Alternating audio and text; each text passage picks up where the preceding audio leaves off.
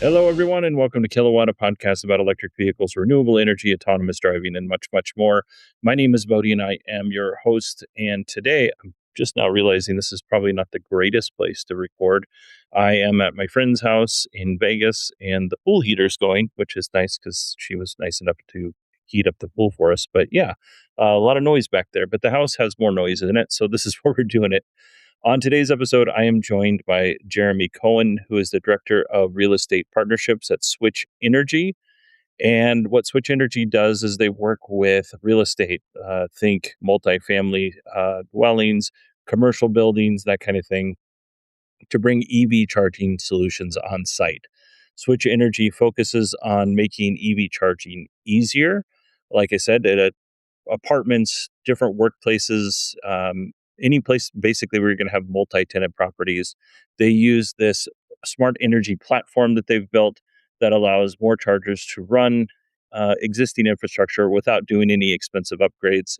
If you've listened to any of my interviews in the past on EV charging, you know bringing energy in or bringing capacity to the panel costs a lot of money. So SWTCH helps companies or property owners manage all of that. So this podcast is a little bit different than my normal one, only because I'm playing the video. So I recorded the video of Jeremy and I's interview. And if you want to go on YouTube and see us talk, you can do that. You don't have to. Obviously, this is edited for both audio and video, so you're not going to miss anything if you don't go to YouTube. But I'm trying something out. Trying something different out. Also, I should let you know when we were recording this, they were building my deck. So this was a couple of weeks ago, and we got interrupted several times. And I tried to edit around that, but you are going to hear occasionally some hammers or somebody drilling something into something. So just so you know, that's going to happen. I think I did a pretty decent job of getting around it. I didn't want to waste Jeremy's time by going through and re-recording it. All right, with that, let's go ahead and welcome Jeremy to the show. Thanks for having me on. Jeremy, you work for a company called SWTCH Energy, and you are the Director of Real Estate Partnerships. Can you first break down what SWTCH Energy does? And we're going to go into much more detail as we continue throughout the interview. But what SWTCH Energy does, and then what your position as the Director of Retail Estate Partnerships is. Yeah, absolutely. So SWTCH is an EV charging solutions company. We've been around for 10 years. And really what we focus on is what we call multi-tenant. So providing EV charging solutions for residential, commercial, retail, mixed use settings, and going into environments without having to do large infrastructure upgrades. So a lot of our solution is based around energy load management and making sure that every building can be electrified, no matter how old or how big it is. And really my role in the organization is to work with developers and owners and operators of real estate to help them with their EV charging strategy. Just because no two portfolios are the same, no two buildings are the same, no two operators are the same. So really just helping navigate them as we look at their portfolios holistically all over the country to say, hey, this is where we should deploy EV chargers, at scale, or maybe we dip our toe in the pond over here in this region. So just really helping to navigate that whole transition. Excellent. And do you find that most of the solutions are like level 2 solutions, or do you dabble in level 3? Yeah, we definitely, I would say, majority of our deployments are level 2. It's pretty much how we got started 10 years ago, and it's still our ethos till this day.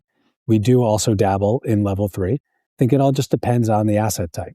When we're talking multifamily or we're talking commercial, you'll really start to see just more level 2 deployments, longer dwell times.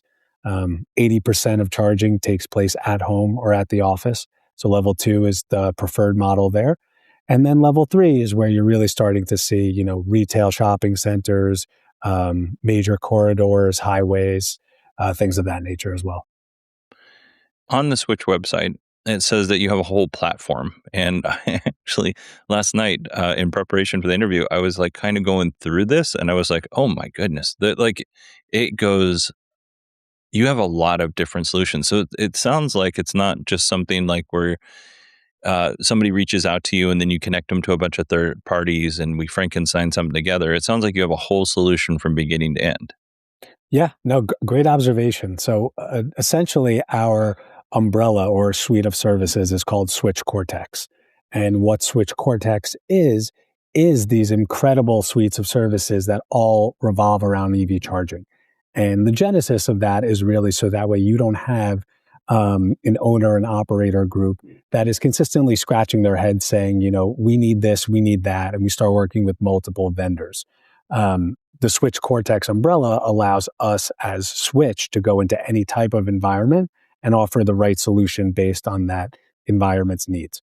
So, whether that be your standard charger or the software services that we provide, going into energy constrained buildings and providing load management, which is something called switch control, and then really kind of knocking down these barriers that we have in underground garages where cell connectivity is really poor.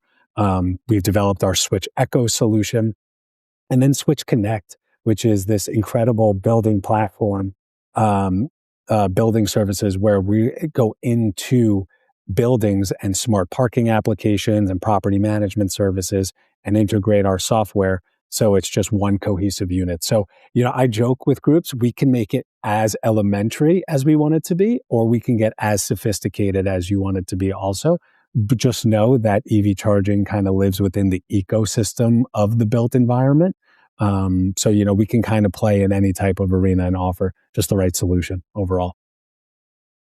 So one of the things that fascinates me about EV chargers is like putting the infrastructure in place. Now, there have been EV charging companies in the past that like built a battery into the EV charger so that you wouldn't have to bring so much electricity into a structure.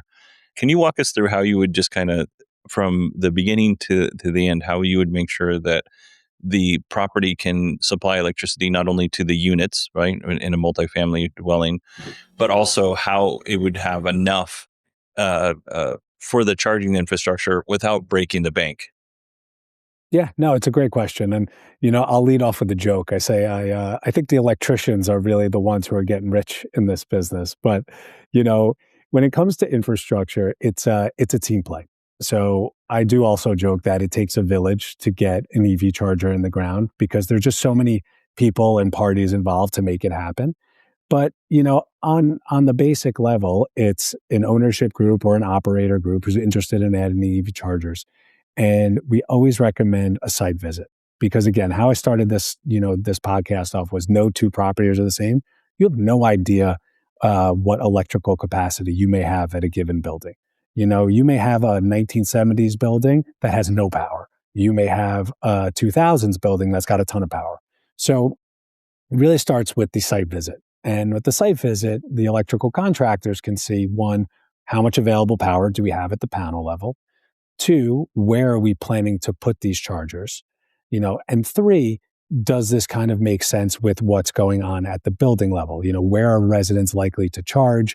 Do they have deeded spots, in a condominium or in a multifamily, just in a classic multifamily building? Are we going to put this by the management office or the leasing office, so on and so forth? So, from there, really, you want to drive down the cost of the conduit and the run. So installing these chargers as close to the building's panel is really ideal. If you're an owner operator, you will see the cost delta on installing a charger that's really close to a panel versus one that is really far off, in the back corner of the lot where you think you want an EV charger. So infrastructure is its own beast. But, after you pretty much get the, getting numbers from these electricians, these electrical contractors to see what it takes, is it going to be a surface lot installation where they're going to run this wire, this conduit, they're going to bore, they're going to trench, they're going to rip up asphalt, then they have to repatch it. Are they installing a bollard? So there's just so many mechanics behind surface lots. And then you kind of go into an underground garage lot where you're not going to have as many of those mechanics because you're essentially just running more wires, more conduit, more Ethernet cable, but they can be mounted on the side of a garage or on a column pole rather than having to rip and, replace concrete. So, infrastructure is definitely something to be considered and not overlooked. That also comes with permitting as well and, longer lead times to just get these things in the ground.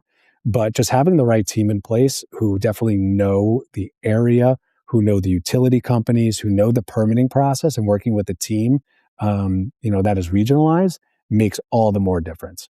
From there, providing the proper EV charging hardware and software is the easy part.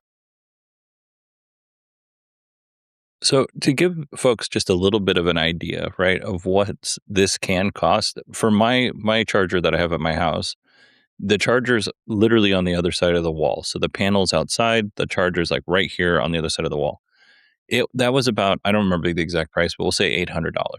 When the guy came out, I said, "Hey, how much? Just out of curiosity, how much would it cost to run it up and through the attic, which is easy attic space to get to, and then drop it down so that my wife and I don't have to switch sides of the garage that we park on?"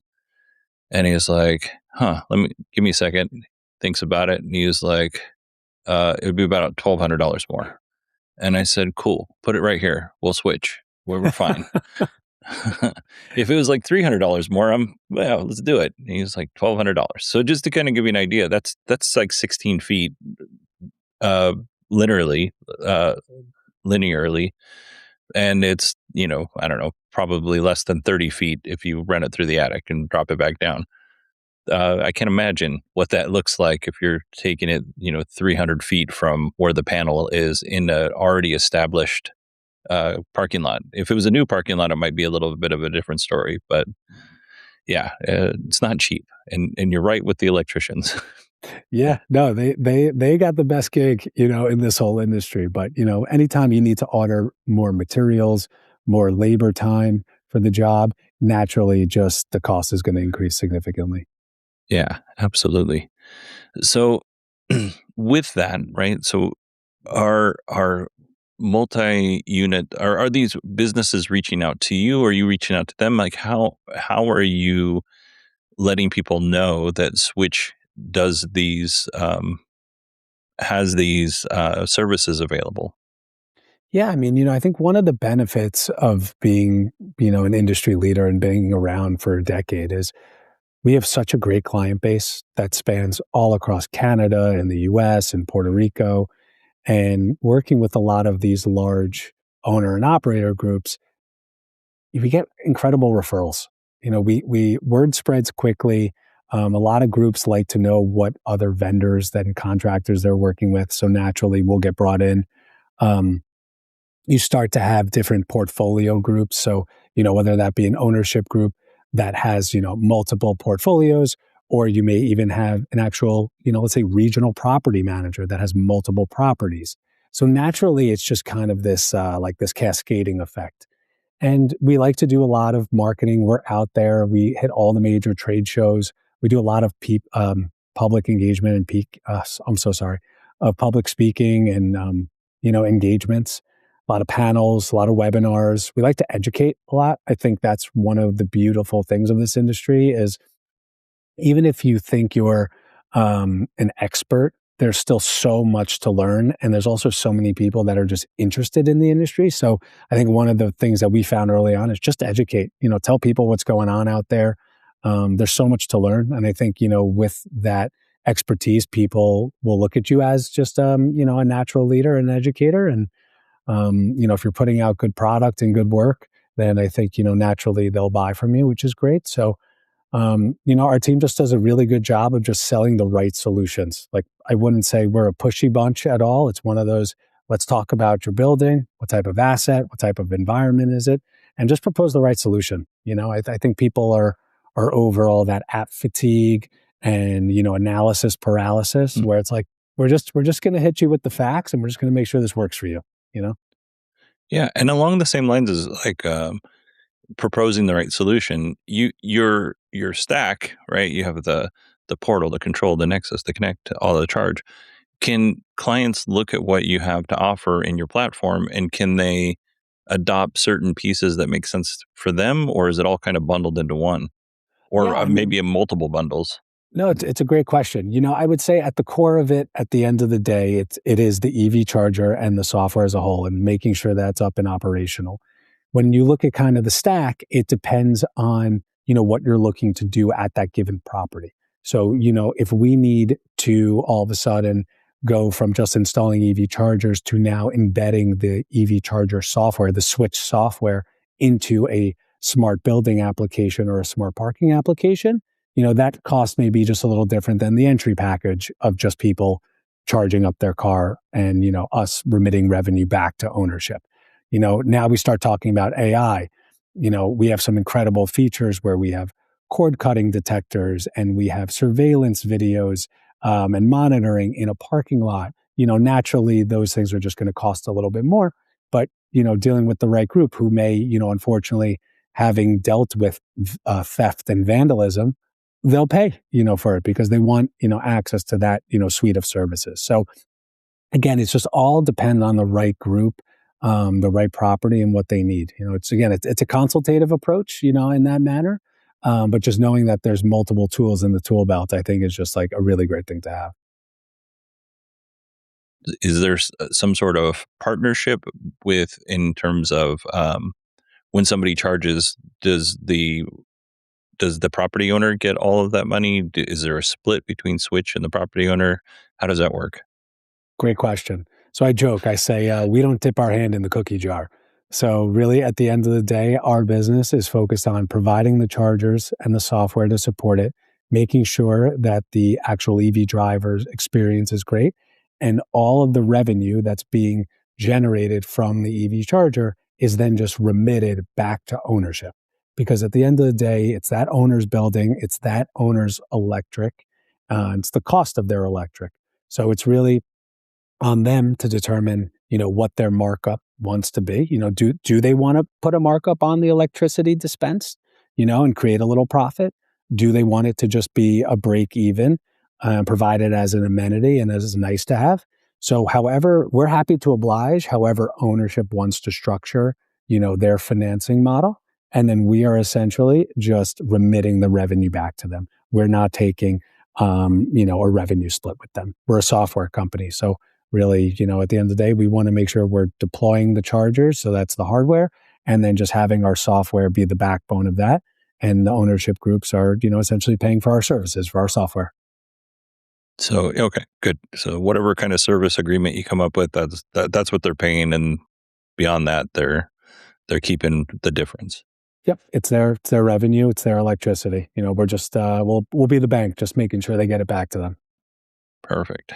And then you kind of mentioned on this a little bit when, there are certainly folks who have made a side business out of taking copper from somebody else and selling it somewhere else.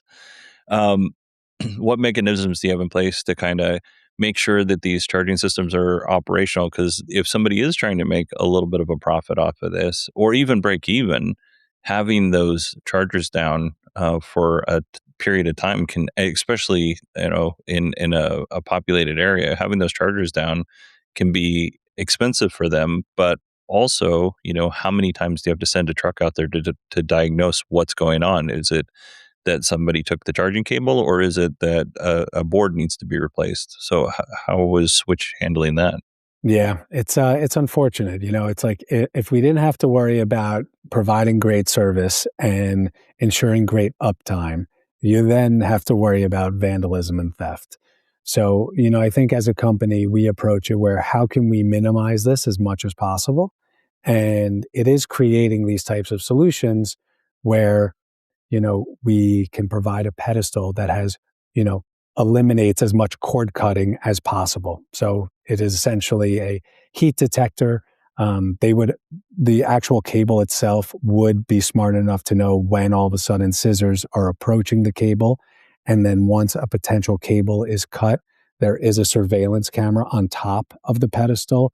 It'll sound the alarm, the lights go on, and then video starts recording. That is then obviously sent to owners, to the operators, even the police department, so they can try and catch, that vandalism.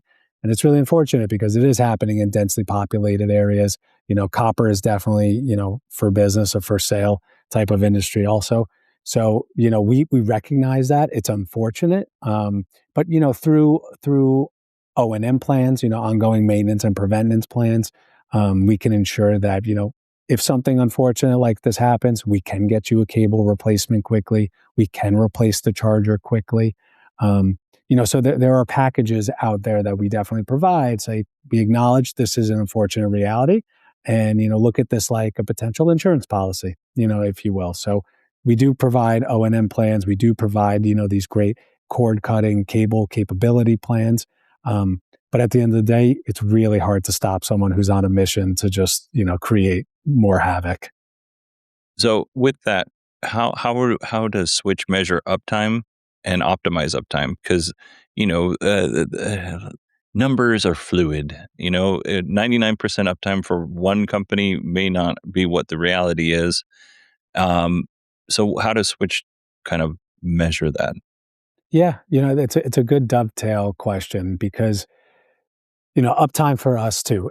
We're trying to hit these 99% uptime numbers. I think, that is the value of the network. So we're able to diagnose problems a lot of times before owners and operators know that there's a problem, even before the driver knows there's a problem. So, our back end is pinging our software engineers, understanding for whatever reason this charger went down.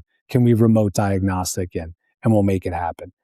There are the few times where acts of God happen, right? Someone backs into a pedestal or a charger. The snowplow wiped out the charger. Someone cut the cord. Unfortunate, events. We do take that into effect also, during the numbers because, it is to be considered. So I think, unfortunately, we have to worry about those things and they do affect numbers. But I think for what we can control, as it is a software or network related issue, less so a hardware related issue, then the uptime is really, impressive. But to your point, like it is so fluid, and you get enough outages, that'll definitely decrease your score. So I think we look at portfolio wide rollouts. We look at site by site, too, and just saying, what can we do to maximize uptime?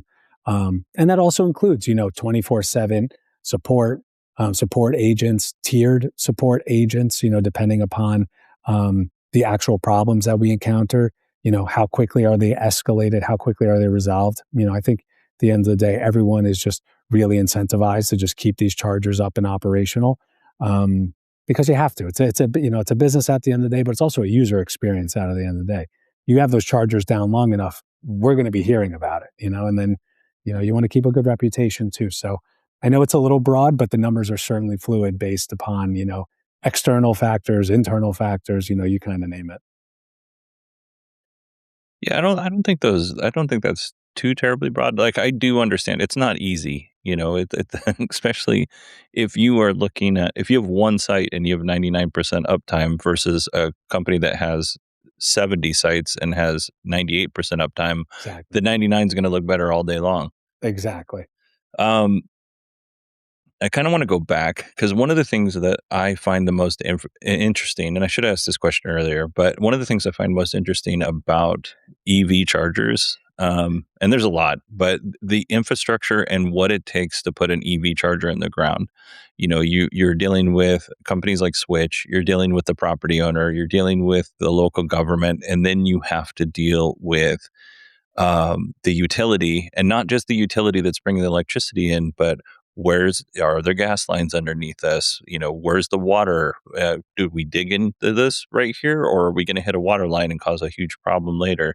Can you talk about kind of some of your experiences or the company's experiences in kind of negotiating and navigating that whole um, um, that whole fun, all those levels of bureaucracy? Let's put it that way. Yep. No, I get it. I think one of the things our team does really well is gathering the troops. So anytime we have interest, a lot of our team gets together all stakeholders. So like you were saying, it's the property management, it's ownership, it's us, it's the electrician. And I would say the properties where we do really good work at is the properties that have all of their documents teed up. So we're asking a lot of the time for current site plans. Do you have a whole site plan of this community? Is it one building or is this a master plan community? Is it a garden style community? So having the actual set plans of the property is big.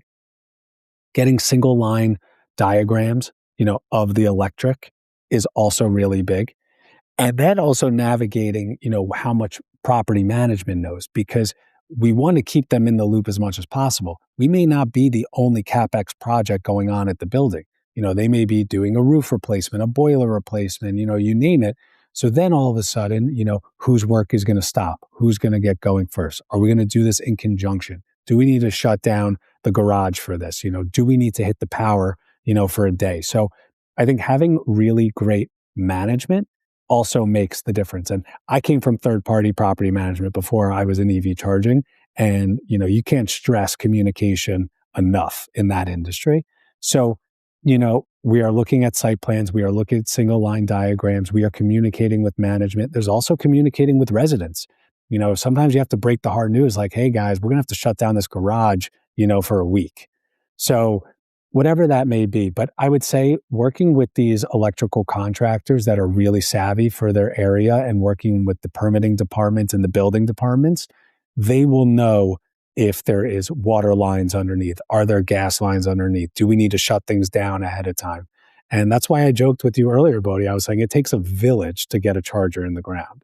So, fortunately, knock on wood, we haven't experienced any, crazy water line breaks or anything of that nature. But I just think having all of the documents ahead of time makes the biggest difference. And I say that sincerely. Yeah, I would imagine you mentioned that Switch has been around for 10 years.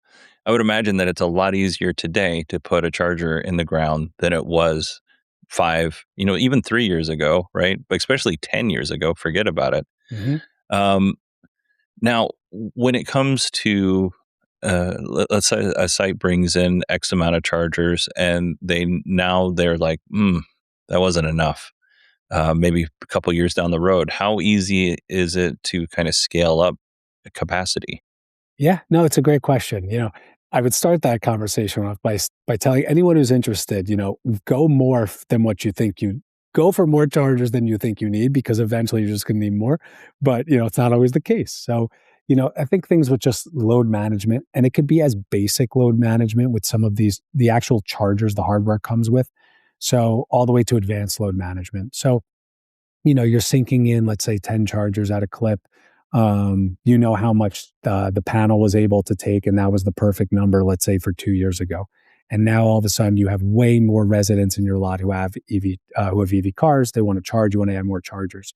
So you can essentially like provide our switch control option. So that goes onto a mixed load panel. It knows exactly what's going on at the building level, and it's going to monitor the charger output through the course of the day and the night. And that also allows us to add more chargers onto a panel that may be even close to being maxed out. But what's going to happen is going to happen in the industry is you're going to see more chargers added, but you'll likely see less output.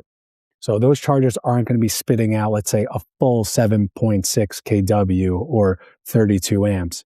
They might be spitting out 3 kilowatts or let's say, 15 amps.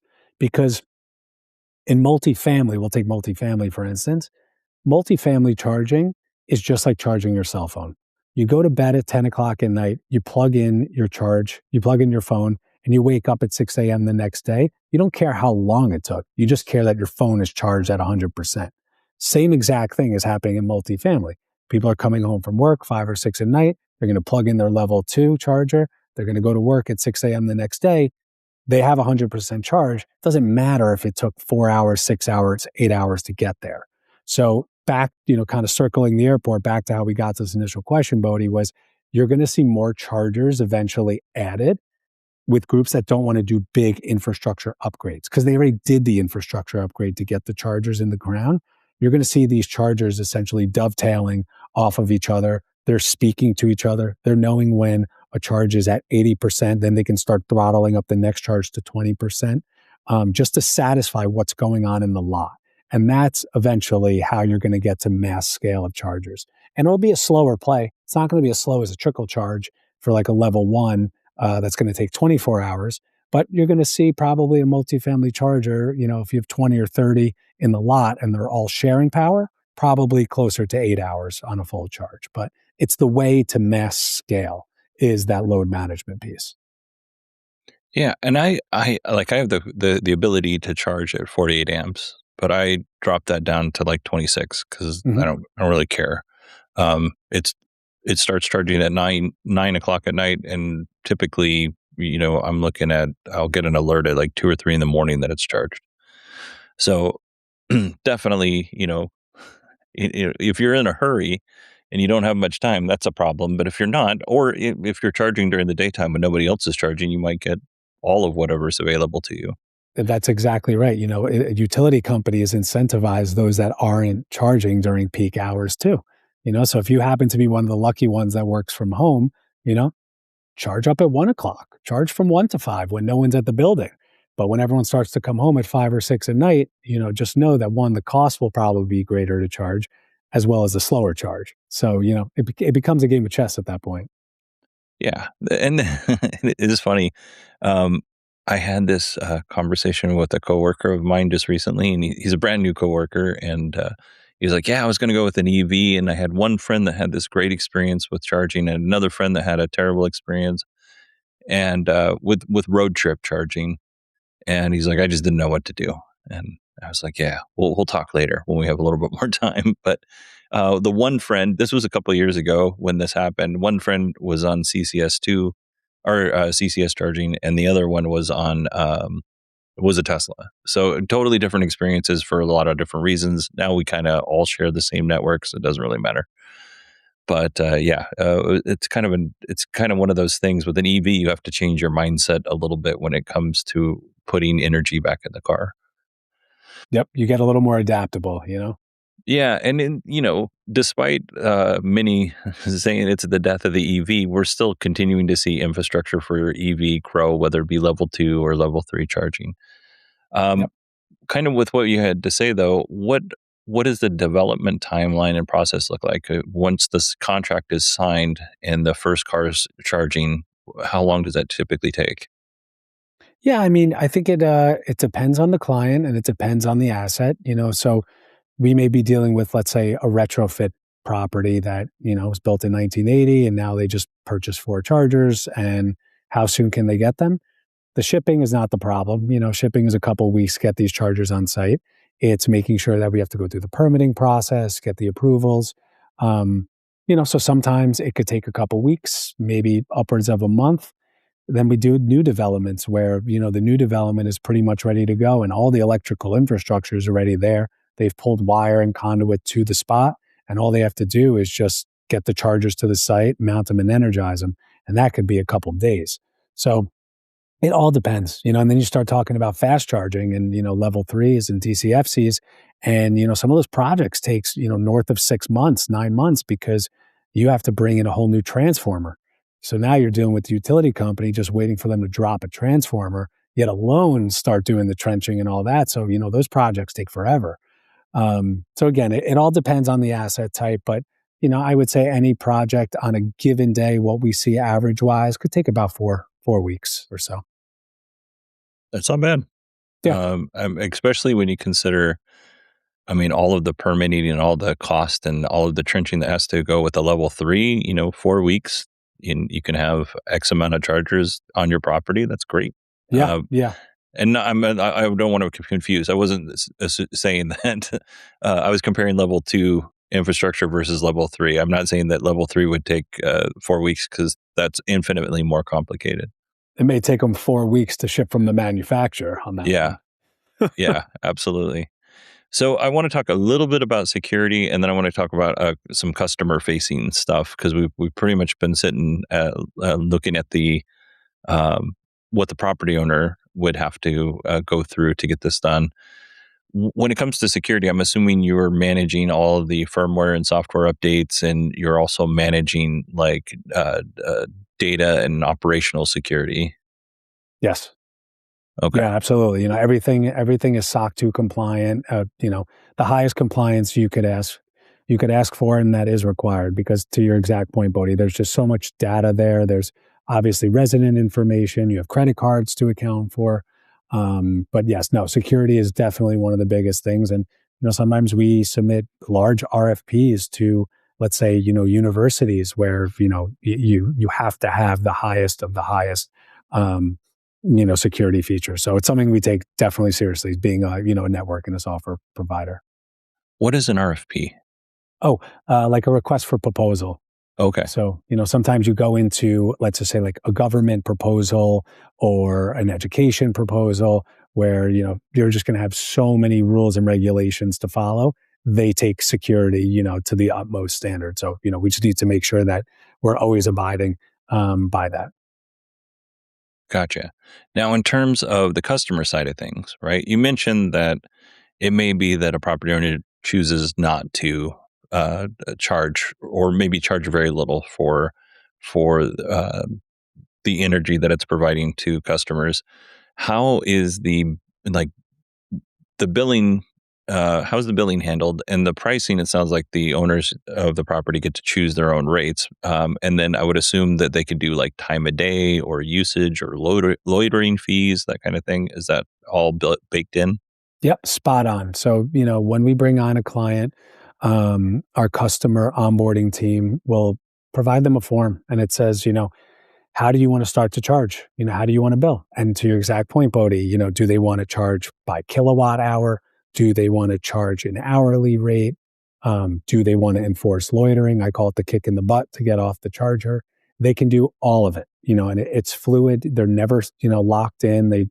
They can change it on a whim. And then once these chargers are in the field, you're talking about the customer experience. So there's 3-4 ways to pay, actually.